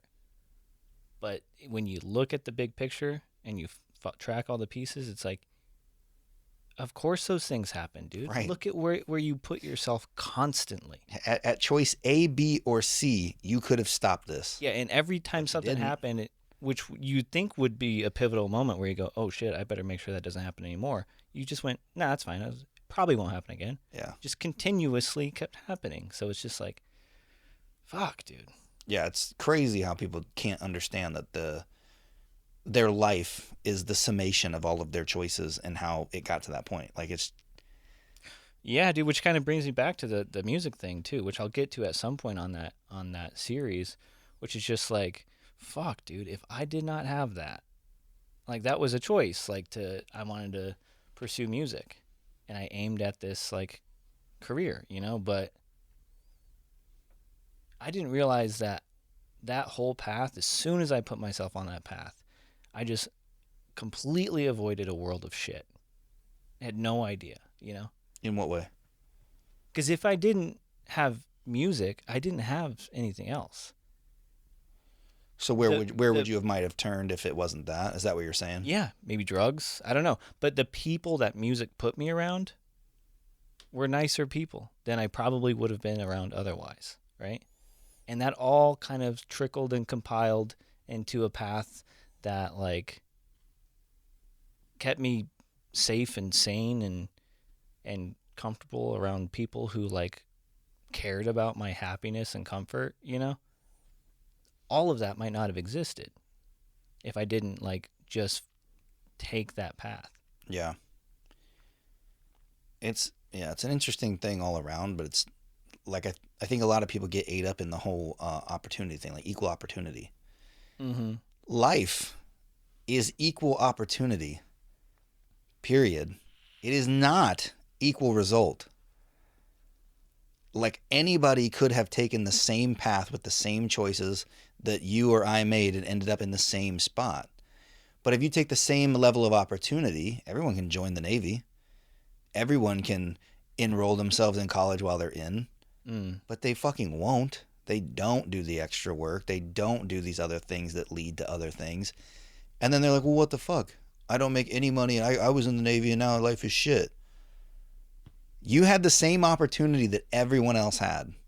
Mm-hmm. How do some people come out so much better? And it's this fallacy that somewhere in there they got given something that they didn't get. But they never stop to consider it's the choices they made in the same opportunity that didn't have the same outcome. It's because there is also a lot of choices that they didn't make that affected them. And it's easy to only see that. You know what I mean? Yeah. But that's 50% of it. The other 50% is the decisions that you make. You know, you think about that in the context of like music. You know, let's say you're me. You're a kid who wants to have a music career. You're born in Tonopah, or like you grew up in Tonopah. That's your fucking starting base, right? Alternate universe version of me lives in LA. There's just more opportunities around that I could walk to in that position, you know? Yeah. Other ones in the middle of the desert. Whatever my goals are, if it's not music, you know, maybe I want to work in like in tech, and I live next to Silicon Valley. I'm not saying sometimes people aren't in the right place at the right time to capitalize on the same situation a little better. I'm just saying but that their choices still had to be made to push that. Of course. Like at some point you could have moved to LA. My point, and put yourself in, like as a kid, yeah. As a kid, it's like before your opportunity really even starts, though. You kind of got to go from 18 when you're making choices that affect you. Mm-hmm. You know what I mean? Yeah, my point is just that, like, as a person, you can decide to see the whole picture, which is the choices that you make with the circumstances that you have, or you can just choose to see one of those things, right? And that's where I think people get really fucked up. It's like, oh, all I see are my circumstances. Well, like, the world's just against me, and like I might as well just fucking play the victim, right? Or, you know, all I see are my choices, and like, I don't know, maybe I'm a fucking piece of shit for every decision I ever made when I was young and didn't know better. You know what I mean? Like, people have a choice in how in the lens that they choose to view their life and their situation and how things unfolded. Yeah. You know? And you can also change it. You can swap it out whenever you're ready. Whenever you're fucking ready to do it. And it's not easy, and it's not fucking easy because you have to give up to be the new you. You have to kill the old you. It's an extremely uncomfortable position to be in. Yeah. When snakes shed their fucking skin and their eyes are covered with shit and they can't see anything and their little ear holes are fucking plugged until they scrape that shit on a rock long enough to get it off of there. You think that's a good time for them? Mm-hmm. Every year or however often they do it? No. But it's necessary for their growth, and they do that. Yeah. We don't ever do that because we're not forced to do that. Mm-hmm. We change very small things, and a lot of the better the devil you know than the devil you don't kind of situations where it's like, this is unknown. I don't really want to fucking go find out. I have just heavily started like not putting any pre-thought or what I want out of a situation and just letting the situation happen and then reacting to the things that happen in the best way that I can. Yeah. Like, dude, I am so much more free mentally to just, what is it? Where you want to go hang out at this place? Fuck it. Yeah, no expectation. No expectation, dude. Holy fuck. That's good. It's a whole new life. Yeah, dude. It's real. insane. Yeah. Insane. The people you start meeting, the situations you end up in. You still have to make good decisions and not just like, well, this is what I'm doing tonight. We'll see what happens. And you end up in the fucking ghetto getting shot at. Like, something went wrong between here and there. You should have said no at some point. You still have to take things into account. But, like, hanging out with people that you otherwise didn't hang out with. You're like, man, your energy's good. We should go do this. All right, fuck it, let's go. Going to the EDM festivals and shit when I normally hated fucking crowds, hated people. I would have never found a group of people that all come together for something very cool like that. I don't know, dude, there's so many situations now that's just like, what, I got invited to something? Yeah, I'm going. Yeah. Like, what are you doing when you get there? I don't know. It fucking drives people crazy, dude, that try to control every aspect of it. And I was that guy for so long. Well, what are we going to do when we get there? What kind of stuff do they play? Are they have like drinks? Like what kind of food if I get hungry? You just turn this into a fucking miserable ordeal by planning out every piece of it. You're frustrated before it begins. Yeah. And then when the shit, everything you had mapped out in your head, due to the limited amount of information you had going into it, doesn't pan out the way you already thought it would, you're already frustrated about fucking what? The confidence we have in our assumptions is like It's astounding. insane. Yeah. Dude, I'm literally like, any new person comes up, hey man, you ever heard of this? No? That sounds cool, let me hear it. All right, cool. Damn. That bred a whole new thing that I like to fucking listen to or explore. Yeah. Hey, we're going here on Saturday. You want to go? Sure. Fuck it. Yeah. You never know where any of that shit's going to lead. And the more shit you try to topple onto it before you experience it, you're only fucking yourself over. You're only setting yourself up to be upset or have it not work out the way you thought it would. Who cares? What's really wrong with the way it did work out? I'm in a point in my life where I have to do a lot more of the opposite of that. Because I feel like I spent the whole first half of my life doing exactly that. Yeah, that's why we are weird. We're like opposites in where we've been and where we're going. Because now I have to say no to a lot of things. It's like, oh yeah, that seems cool. Well, should probably save my money. Should probably work on my shit. Like, because I had neglected myself for years, because I was more interested in experience than like building stability. And now I'm like, oh, I need to build stability. So I'm still kind of like on that train. I think that's a natural thing. If you swing one way really fucking hard, you're gonna have to. Right. The pendulum's got to come back sometime. Like, all right. Yeah. Exactly. But you got the maximum experience of one side. I got the maximum experience of the other side. Yeah. And our pendulums are like fucking gonna pass each other, and we're gonna like high five on the way by. And it's really cool because like I know what that's like, and it makes me excited for you to like be going through that. But especially since you already like created stability for yourself, so I feel like you might even enjoy it more. You know what I mean? Right. It could be. Yeah, it's gonna be a different experience because I don't have the underlying stress of like, don't know where rent's coming from next month. Yeah, like, exactly. So it's a different situation with the same teachings. But that's kind of another thing that's so fucking cool about us doing this thing together, where it's like you're crossing back to the other side, and then I can reach out to you and like, right. Dude, I'm kind of running into this, and you're like, yeah, well, duh, like that's how it is. Right. Like, yeah. oh fuck, all right. And then you can reach out, and we have these different places where we each have experience in an arena that's the one we're each trying to get to. Yeah, definitely. Yeah, I don't. Wacky. Explaining the podcast breakdown to people too, like kind of makes me feel weird about it too, that you're doing all of it. So when that becomes a thing, where it's not like, hey, this is, all right, I got it. I know how to fucking edit the shit and like do the stuff. When that becomes no longer learning, but more, I just say it, dude, because I do feel not good about being as little involved as I am. I feel good about it. I know that I'm busy, and I'm one of those people that just always has it more pushes... and more and more shit going on. So I like, we waited to post and waited to post and waited to post because I kind of was controlling the project until I just had to be real with myself and like, dude, if I have to do this, it's never going to get posted. It's never going to get edited. You know what I mean? Yeah. And you were like, cool. I just been waiting for you to like not want to do it so I could do it. I'm like, oh, fuck. Yeah. But as soon as that... So I can clunk my way through it, you know? But you know what? Like, for anyone watching this podcast right now who don't know anything about you, like, Nick is the coolest person ever, dude. You are like, you're Don't make this weird. I'm making it weird. You are a genuinely inspirational person in the way that, like,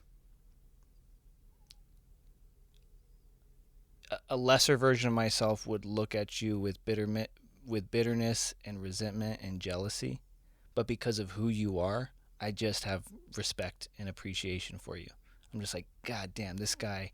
And especially the more I learn about, like, your fucking childhood and some of that crazy shit that you went through, I'm just like, this guy just fucking clawed his way through the shit, did not complain, and, like, you built a life for yourself. And that is just the fact of that is, like, really inspirational and motivating to me. So when I have the opportunity to, like, oh, like, I'll just do the podcast, I'm like, oh, it's kind of a lot. Like, I don't know, I'm kind of bumbling my way through this shit. And then I'm like, Nick is over there crushing it, dude. It makes me, like, want to do right by you in a way, you know? Not that that's the point, you know, but it's just like, dude, Nick's handling all this shit and he's fucking killing it. Like, I can do this. You know what I mean? That, like, doing this with you gives me the feeling of I can do this, which is, like, huge, dude. And I appreciate the challenge. And it's like, yeah, cool if we at some point, like, you want to take on more, I'm all about it. But, like, it's not too much for me. Like, I appreciate the challenge. I appreciate that, man. Yeah, bro. I know that I always did it out of, like, extreme feelings of inadequacy. Like, yeah, I can, so why am I not? And then that plays on me internally. Like, I have to go to bed knowing that I was fucking lazy. I have to go to bed knowing I watched 3 hours of Stranger Things instead of putting the fucking video out. Why couldn't I do that? And that comes at the risk of, like, you know, fucking burnout, like, whatever that means. At a point, if you're not doing something you enjoy with all that time, it becomes very heavy to just keep pushing through the shit. But that's what I deal with, but not a lot of people might not have that same thing that pushes them through. Yeah. And so that's cool that you can at least look at that as, like, someone who's maybe doing an example of the area you're trying to go to, and, like, fuck, all right, well, I'll just keep doing it. I find that I work a lot better, as fucked up as this is, out of obligation.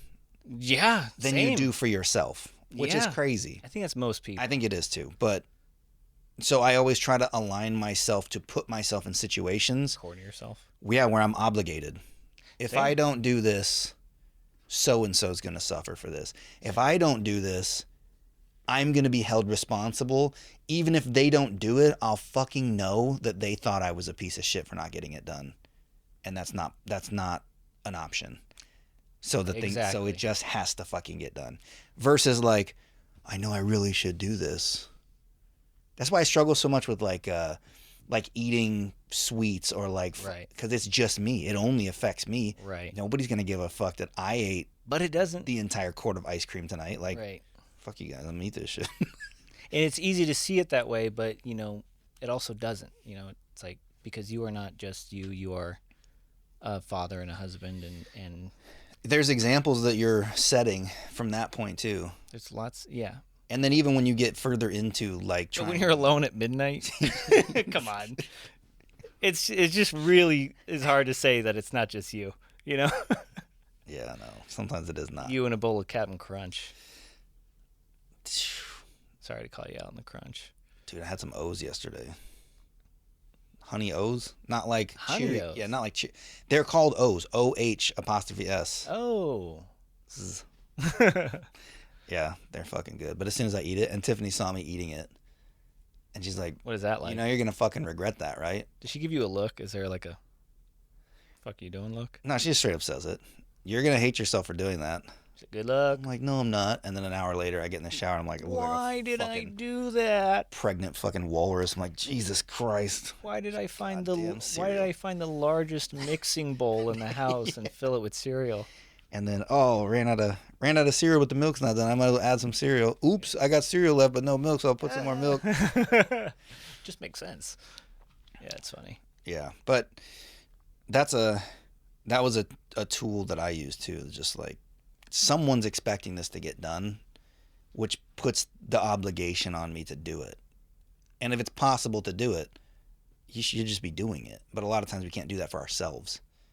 Dude, right now I'm doing this like side video series and it's just me.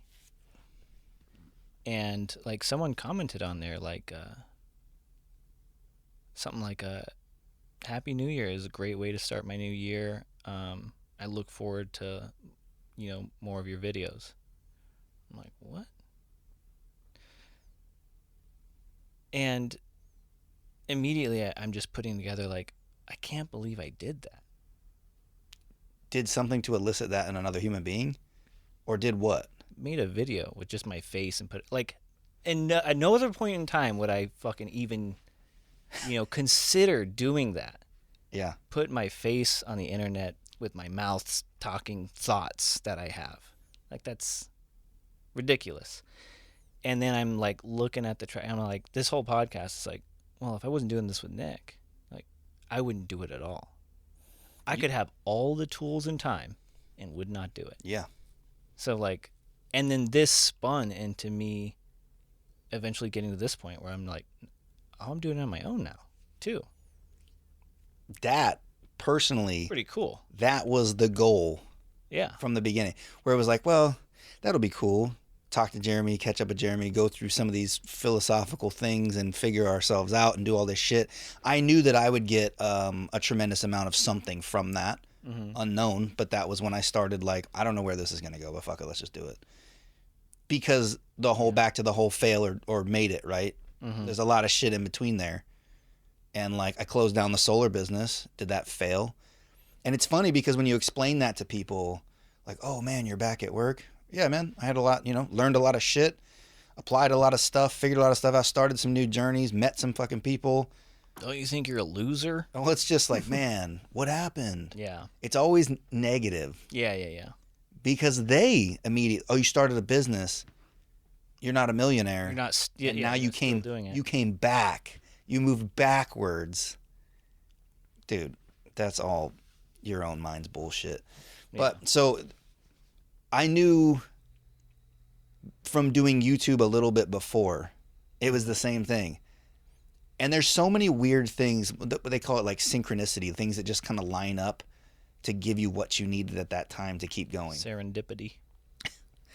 So I had made like 4 videos on the solar channel at that point. Yeah. And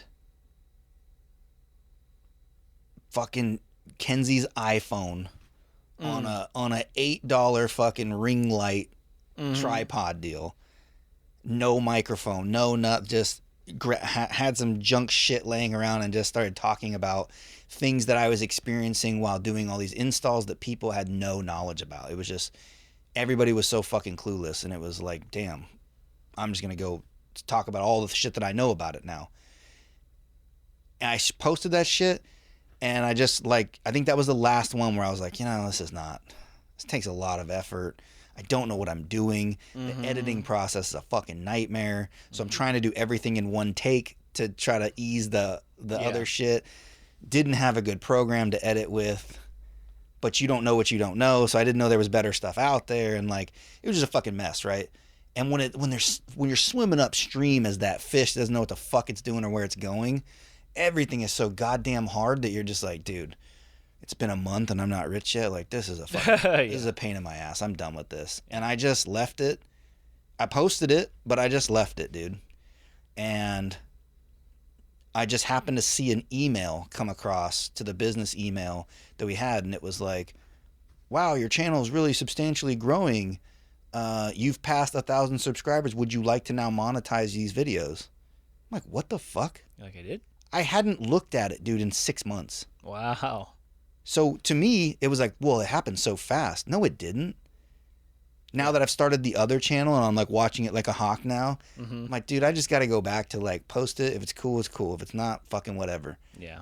Because that one video blew up to like a 500,000 views in like before the first year that it was up there. Mm.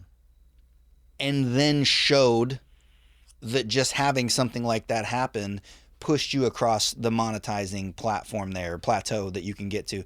Boom, now you're like, it just started revealing those things, right? And it was like, if that video didn't happen, none of this probably would have happened. Right. And now after making more and more and more videos, you start realizing that that one was just, to a certain extent, it's luck. Like what goes viral, there's things that go into it, right? But at the end of the day, some people, and even fucking Mr. Beast will tell you, like, in the beginning days, there's ones that I'm like, that one's kind of shit. And then it takes off. And you're like, what the fuck? Why? Yeah. Why that one? And they don't know. It's just weird circumstantial shit. So the universe could have easily played out where that stupid fucking video got 1,000 views instead of 500,000, like all the rest of them. And I never got excited about sharing things on the internet. I never got excited about the process and the prospect that it could bring. It's pretty cool. And then it went full circle to this. So that's when you brought it up of like, I would have never filmed myself. Mine was like reversed. I did it just out of like, God, I hope this is going to help somebody and it works out too for me. That'd be cool. And you can keep going backwards with like, and it did the whole solar business at all, right? Like, starting that. Yeah, like, it's every piece of it, but that's the whole it's so thing. interesting, yeah. So when we got together to do this, that was like a big, like, man, I'd love for Jeremy to feel that spark of like, hey, I'm gonna push you into this thing. You said like, I'm good on like microphones because I've been doing that since I was 14 or whatever. Mm-hmm. But like the camera's a little weird, and I'm like, yeah, it is a little weird, dude. Just fucking don't think about it, and we'll just talk normal, and this will be whatever it is. I really do forget about it pretty quick. I do now. Yeah. But in the beginning, it was kind of like you keep side-eyeing it, and you're like, But we got past that point, and now it's to that point, and it's like, dude, it's fucking awesome to hear that because that was the whole intention. And then when I was trying to control everything in the beginning of like, I know how to do it already. I have the computer to do it. I have the software to edit. I have all this shit. I'll just do it. Mm-hmm. And at a certain point, I was like, dude, I don't have the fucking time or the energy by the time I get the time to like keep doing more and more and more of that. Yeah. And then I thought about it, I'm like, every minute that you're not doing this is robbing you of something. Because if all of this, all it did was turn out to be you had to do all of the shit, so you had to figure out all of these things, and then your other channels blew up because of that and made you this new life of financial freedom, and everything that you were searching for came from this whole walk of life that otherwise wouldn't have. Dude, that was fucking mission accomplished. You accomplish your goal as I'm accomplishing my goal to look inward at myself and do all these other things and have more freedom and get out of my head and do all these things, while your thing is swinging back this way to do setting up a life and having a family and things that I've already had to do. Yeah. If all that shit converges all at once, that's, dude, mission accomplished. Fucking awesome. So to at least just hear you like, damn, I can't believe I'm putting my own face on camera, I'm just talking. Yeah. Yeah. Like, that seems so insignificant probably to people. And go try it. Hold your fucking phone up and just start talking about something. Go post that shit on the internet. And wait for your friends and your family and everybody to see it and be like, what the fuck is this? Right. Yeah. What are you doing? What are you trying to do? And just the weird, even if it doesn't come, it shows up in your own head when they don't do it. Yeah. There's like no escaping it. You just have to eventually push through it. Yeah. And it's a weird thing that's indescribable until you've done it. What's going to be the classic car from 2025 in 2070? You know, like, it always seems like there's nothing that's going to be special about what I have now because you can buy it now. Sure. But they also said that in the 1970s when they came out with whatever fucking muscle car it was. Like, yeah, this is just the new car. It's a cool car. I still think of those cars when I think of classic cars. I feel like the whole like 1990s era of cars is just a waste. It was trash. It was just I feel like that is the ugliest era of car. Like the station wagons with the wood paneling on the outside from that movie Harry and the Hendersons. I mean, I actually think that's fucking top notch. Whose fucking idea was that? Let's put some wood on it. Shag carpet on the roof. Let's make it perfectly square. They're just like box cars, and they were not. It didn't look like they were headed in that direction when you see the cars of the decades before. Yeah. And then all of a sudden they're like, let's just go totally square. And brown. And it didn't work out, so they adjusted. But if nobody would have taken that leap, you would have never ended up with the classic car. So what is the most recently classic car now? That's what I'm saying. Like, we're getting to a weird point where it's like the same. I worry about the same issue where they're not making original movies. It's just remakes of more shit and collecting more things off of a same idea, or it's kind of like Aladdin, but it's this, and it's like Right. we're running out of that originality and we're just redoing shit. Yeah. So it's like, is the era of classics gone? That's a. Because you'll never make something so new again. And I wonder that with music too, because you can very clearly. Like, I never wanted to play top 40 when I was performing, like, cover songs. But I was like, well, I can't go wrong with classics. I'll hit up the classics. And then you kind of realize, like, where'd they go at a certain point? Because now it's like music is so, like, formulaic and engineered to pop off. And then it's gone. Yeah, but it's immediately forgot about, yeah. So it's like, of the last 10 years, what's really stuck around? Like, I don't know. I think it's subjective to people at this point, but it's not like You can't point to one thing, but that one. because there's bands that like haven't been relevant in forever, and if you say like, hey, have you ever heard of Pink Floyd, Aerosmith, AC/DC? Classics, yeah. Everyone has heard of that. Mm-hmm. Even if they don't listen to that music, it's just like, yeah, Mm-hmm. yeah, I know what you're talking about. Yeah. But you can't say the same for like They got a T-shirt at Walmart. They're classic. right? Right. Metallica, like, I don't know if that's true. is it like just a turn of an era, or like what they accomplished? I don't know what makes it a thing. Yeah, it's Like, I don't know a shit cultural about phenomena. I don't know shit about music, so you can answer this better than I can talk to it. But like, even the complexity of music was not high on all these guys that are classic. AC/DC. Sure, Somebody yeah. told me one time there's like 3 power chords. If you can do these 3 power chords, you Pretty can much every AC. you can make every AC/DC song. Yeah. But how the fuck did that get so famous? Well, no one ever like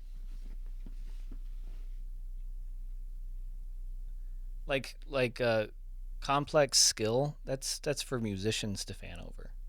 That's But true. like fans aren't like, oh wow, Yeah. like he did that fucking cool. See, I don't even know music theory to fucking fake it.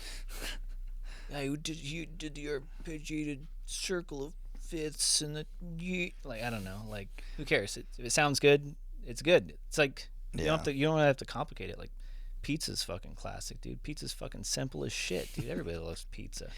You don't gotta get crazy with it. Just make pizza. Yeah.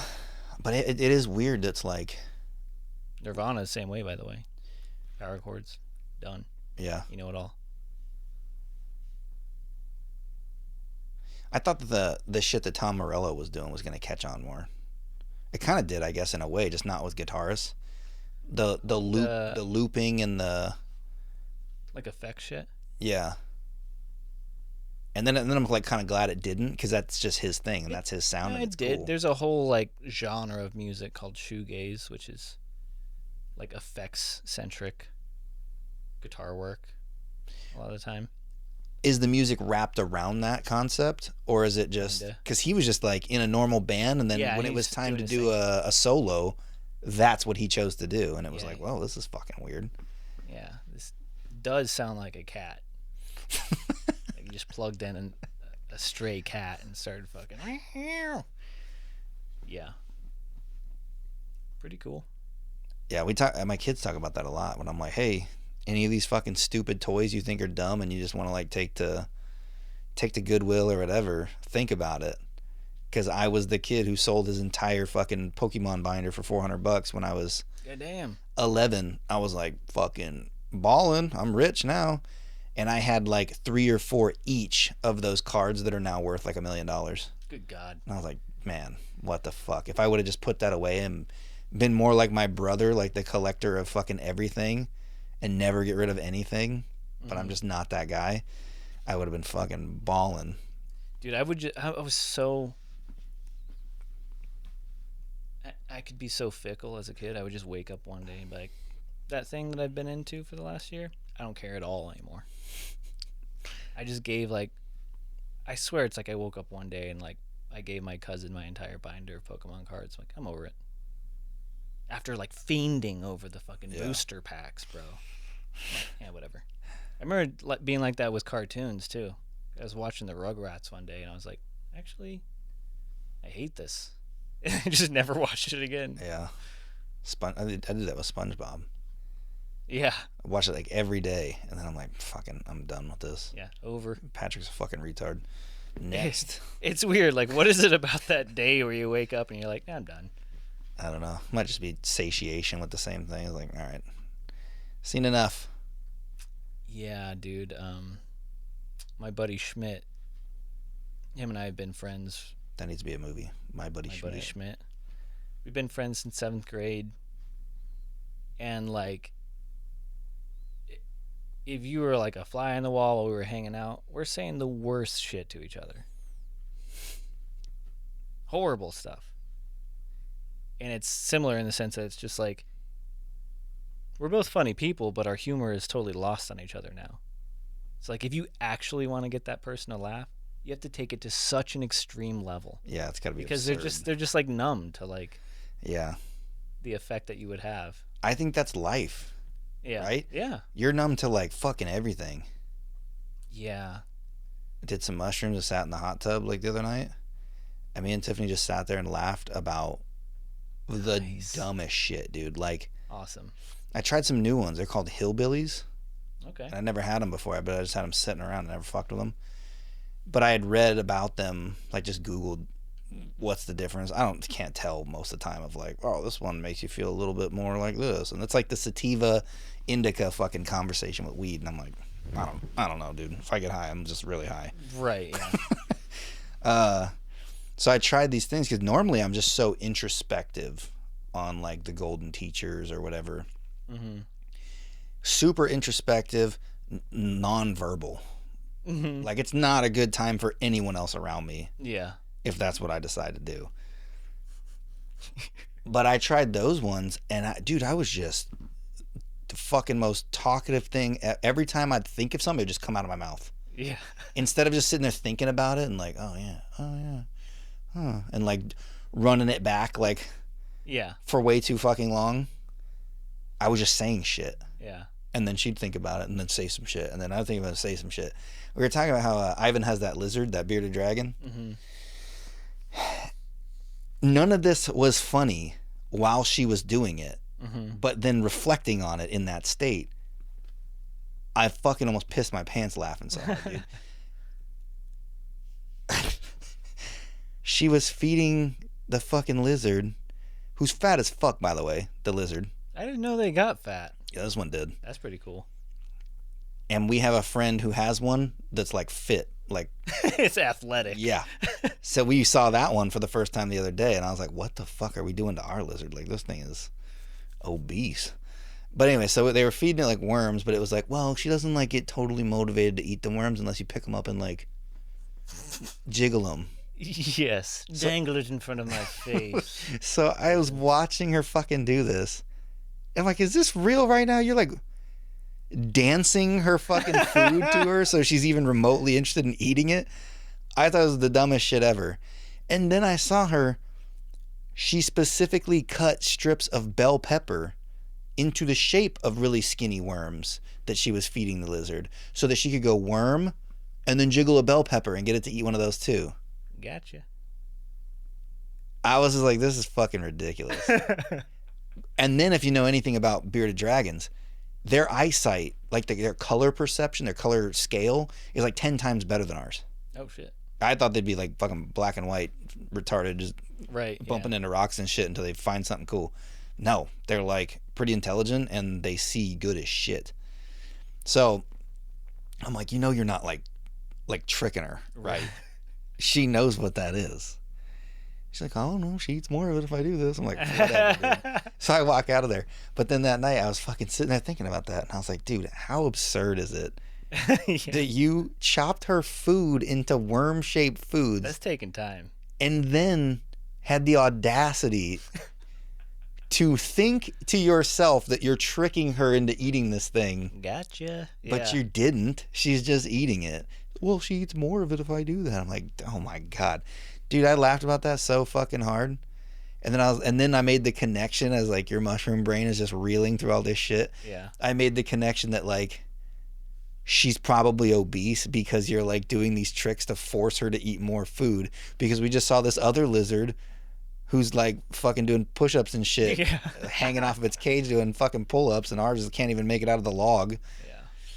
Oh man, Living like a king. it was fucking hilarious. Just fan it with a banana leaf. Palm prawns. Fucking yeah. Oh man, dude. It's fantastic. But I made that connection at the same time. That like, man, life seems so mundane when you just live it all the time. Right. Yeah. And it's so fucking absurd that people think that anything that alters your state of being or the way you think about things is a fucking drug. A plant that grew out of the ground, if you ate it, it's a fucking cucumber. Yeah. We eat mushrooms that don't do that to you. Right. Fine. But you eat a mushroom that does give you this weird childlike glimpse into how ridiculous the world is. Yeah. You're a drug addict. Remember novelty? You're You fucking junkie. drug user. Like, this is insane. But it's every time, dude. And it's every time I get around people that do it and we come up with just saying something that's so normal and in everyday life that would have just flew by and like, yeah, duh. Yeah. But then you're like, wait, that's crazy. It's not Yeah. fucking crazy, but it seems so significant in seemingly normal things. Yeah.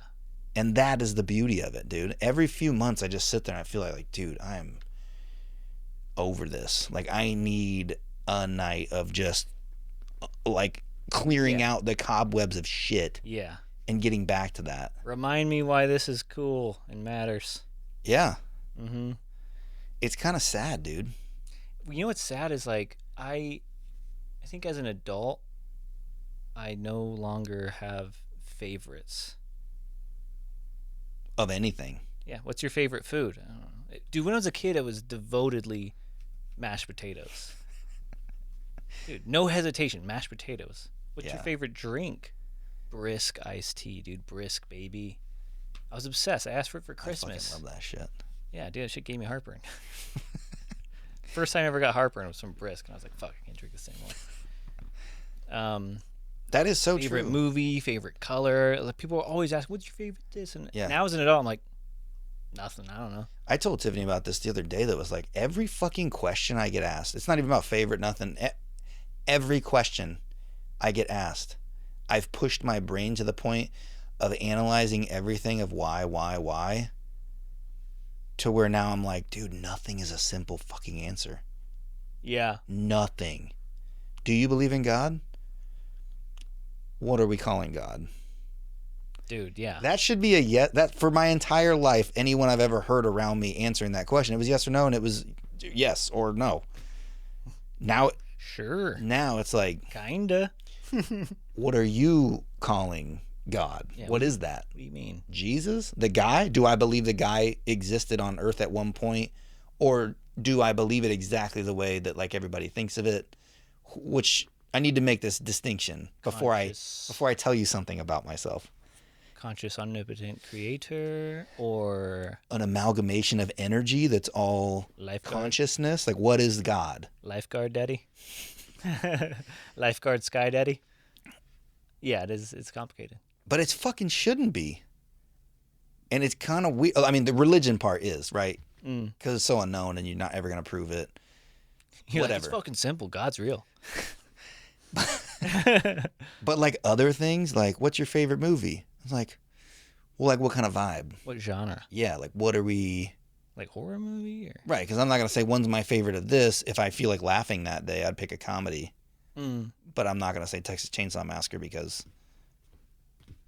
it's not a comedy. So like, what do you mean? Why the fuck did you have to go there? Why couldn't you just like, what's the first one that pops into your head? That's a better question. What's the Yeah. first thing you think of when I say favorite movie? Dude, it's just all movies I just felt like leave the room. Every movie title is like, we're out of here. But dude, I had a top 3 that I could always list, even back to like probably 10 years ago. It's probably like, yeah, Fight Club, fucking Mm-hmm. whatever, What's that one? whatever. Yeah. It's just whatever. Adam Sandler movie. Yeah, dude, when I was young, especially in my early 20s, dude, I was like a passionate movie buff. I was like loving film. And there was like I think it's like the first Harkins in Arizona. It's in Scottsdale. It's really small, kind of shitty. But you can go there now and they just play like independent films. I would like to go see like what the not Hollywood folks are doing, you know? Like indie shit? Yeah. And I don't know, dude. I think it's the same with music where it's like it all got to a point of like such precision and quality that it's like it's hard to even distinguish anymore. I don't even care. I always look at stuff like that and I look at it as an opportunity like anything else, where you've gotten so perfect that it seems stupid to take a step back. But like the things that are getting popular are kind of proof of that. Yeah. Where somebody, Sam Sulik, I don't expect you to know who that is, but he's like a up and coming bodybuilder, and dude. When we started his channel, he was like 19. He's fucking roided up and huge, but he's young and essentially shouldn't know shit about shit. But he's just getting in there and like explaining what he's doing in his training and why. And it's just his fucking phone and him like talking in his car and just talking about other shit. And it was like, who the fuck are you? Yeah. One. And two, you haven't accomplished anything. You haven't even competed yet. You're big, but like a lot of people could do steroids and get big if that was their only life. Mm-hmm. And you're talking about how you eat and it's like kind of like shit. Yeah. So I had a hot pocket in the morning. And it was so weird. Boom. Mm-hmm. Like everyone gravitated just towards the honesty and like not editing well. Yeah. And just like, fuck it. It's like you're hanging out with them. And Mm-hmm. that became better than all the production quality bullshit and everything else that you're so used to seeing. All you're looking for is a little fucking contrast. Yeah, for sure. Exactly. And it's like, especially how many things, now in the world of AI. yeah, like how many things now are just, God, it'd be really refreshing just to hear somebody else just do this different. Do you think we should just start recording this whole podcast on one of those old VHS camcorders now? Just go to Goodwill and set them up at like every fucking corner. God, that'd be a fucking horrible to edit. How do you edit that? I don't even know. Just get You need one of scissors and those- cut fucking. You need one of those VHS to like, it has a string that comes out. They used to like have an aux input from a Yeah. tape, but you need Yeah. a VHS to USB, and then you could take off what was on the VHS. They probably don't even make that. Miserable. Yeah. That's fucking hilarious though. But you see stupid shit like that all the time. Like Polaroids come back around. Like, why would you want horrible fucking quality photos when your iPhone is better than any like designated camera they had up until 2010? There's a charm to it. There was something about it that was cool. Yeah, dude. We really, whether we are always aware of it or not, like appreciate lived in flaws. Those two things separately. The traits that people have like physically that are like unique, not like obviously attractive, but like interesting on that person, you know? An old suitcase that's like worn in versus like a brand new fucking shiny Yeah. one that someone's riding somehow through the airport. You ever seen those? What? You ever seen the airport, like, it's a the suitcase, you pull open the arm, you sit on it and fucking Oh, yeah. ride around? It's like a scooter. Now imagine the fucking leather, beat up, fucking got stickers on it from travels. That's way cooler. Yeah. It's got a story. That's why, though. Polaroids are like that too. It's like they're shitty, but that's what you like about them. I thought it was the instant gratification of like Probably like, that too, yeah. Look at it. And a physical thing you get to have. Instead, it's just like, oh, I have this picture, now it's in my phone, I'll never look at it. Dude, there's something to that, right? Why everybody hates, not everybody, there's a large section of people that just can't get down with crypto. No, it's It's like- everybody. It's like, well, what the fuck is it? Well, it's nothing. But like, so is the dollar. The dollar's now based on nothing. It just has a value that we say it does. It changes daily, Yeah. just like crypto. But I can hold it. Right, yeah. It's the illusion of any, like, why don't they start making Bitcoins that just say Bitcoin? It should. Because it matters. It matters to people. Like vinyl. That's why vinyl is still around. Yeah. Because it's like, oh, you get to collect a thing. That's a fucking weird thing for us as like a human It's not species. that weird, is it? I mean, I remember Kenzie got one. digital is new. She wanted one for Christmas like 4 years ago or something. And I got her a, and it's crazy how cheap they were, right? The new ones, the record players. Oh, yeah, I know. That's fucking stupid as fuck. But they're still, It's ancient technology. and they're now. still Bluetooth. Like you can connect your headphones to them and listen to the vinyl that it's playing. Yeah. And then she wanted some albums and stuff like that, and then hung them up in her room. And it's like Exactly. all the things you can't do with just fake internet shit. Mm-hmm. That's why I just had like a weird suspicion that whole NFT thing was like, look at this new idea. I'm like, I'm trying to even understand what this is, and people are paying millions for fake paintings. Something about it smells like a pyramid scheme. Yeah, You know? and then it was just like poof, gone. I'm like, Yeah, oh, yeah. shit. Yeah. Yeah, that's a fucking weird deal, though. Yeah, part of what music is selling, when we were talking about classics earlier, is like you can think of like AC/DC, and then you can imagine immediately in your head the kind of person who's a fan of that. You know? Or pick your classic. Like, Pick anything. There's a kind of person. Harley rider, Yeah. beard, leather jacket, assless chaps. Leonard Skinner. Oh, you went back to music. Well, that's I was just thinking how they dress. yeah, You need the a beard. the you need Harley fucking- rider. I bet she likes Leonard Skinner. So like our culture has become like so diverse that nothing like has staying power, 'cause it's just like a constant shuffle to the next new thing that nothing stays, you know? Kind of weird. You know what I learned about last night about music Tell me. is that Pandora is the shittiest of the fucking streaming platforms for music. But like one of the first, like maybe the first. I haven't like a really hard. I've like put a lot of time and terrible. effort into like cultivating playlists. For it to just ignore, like, Well, to just jump ship and be like, fuck this, Spotify's better. yeah. It's like I haven't done it yet. But then last night I was listening to all this music they were playing. I'm like, damn, dude, how long did it take you to look up each one of these songs from fucking YouTube and then look it up on Pandora and then put it in a list? He's like, I just selected a song that I liked and said like, play more like this. And Pandora has that function too, but it fucking sucks. That was the original, like, premise behind that whole thing was, like, you tell it the music you like and it suggests things that you might like. Sucks at It's it. never been good at it. And, like, when back in the day when it was first coming around, after a couple, like, rotations, eventually you're stuck on, like, 40 songs. Yeah, it what will the never fuck? diverge from. Yeah. I hear the same fucking 90 songs that I've always heard in the last 5 years. Yeah. It won't show you anything different. God damn it, it's annoying. Yeah.